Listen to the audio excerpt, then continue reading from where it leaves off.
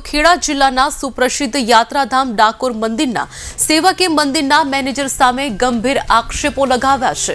મંદિરના સેવકે મંદિરના મેનેજર વિરુદ્ધ ગુજરાતના મુખ્યમંત્રી યાત્રાધામ વિકાસ બોર્ડ, ડીજીપી ખેડા તેમજ જિલ્લા કલેક્ટર ખેડા સહિત અનેક જગ્યાએ ફરિયાદ અરજી કરી છે। મંદિરના સેવક વિનોદભાઈએ ટેમ્પલ કમિટીના મેનેજર જેપી દવે સામે ગંભીર આક્ષેપો લગાવ્યા છે। ટેમ્પલ કમિટીના મેનેજર નિવૃત્ત મામલતદાર છે। હાલ તેઓ મંદિરના મેનેજર તરીકે સેવા આપી રહ્યા છે। મેનેજર જેપી દવેને તેમના પદેથી દૂર કરવા માટે મંદિરના સેવક વિનોદભાઈએ અનેક જગ્યાએ ફરિયાદ કરી છે।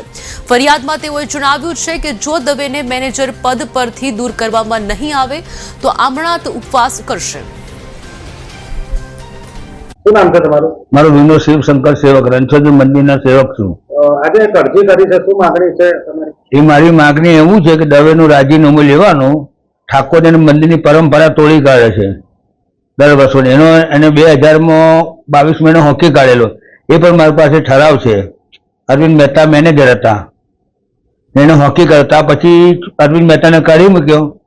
ત્યાર પછી એને એમને એને સીટ પર બેસી ગયો, પેલી જૂની સીટની છે, નવો લીધો કોઈ ઠરાવ થયો નથી। પેલું ગાયોને વર્ષોની પ્રણાલિકા તોડી કાઢી ઠાકોરજી। રણછોડજી ગાયોનું દાન કરે, 5 ગાયોનું સાધુ બ્રાહ્મણને, એ બંધ કર્યું।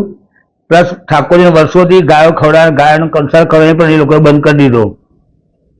મારી માગણી મુજબ ઠરાવ છે, પણ મેં માગજ મેમન એ લોકો જુલાઈમાં ઠરાવ કર્યો છે અને ઠરાવ અધૂરો છે, કોઈ ટ્રસ્ટીની સહી છે નહીં। 2 ટ્રસ્ટી છે, ફૂલ બોડી સ્કીમમાં લખ્યું છે, સ્કીમ રૂલ્સ 10માં લખ્યું છે કે ફૂલ બોડી વગર ઠરાવ પાસ થાય ને। આ લોકો ઠરાવ કેટલા ચેરિટી કમિશનમાં મંજૂર કરાવતા નથી। હવે માગણી સંતોષાશે ને શું કરશો?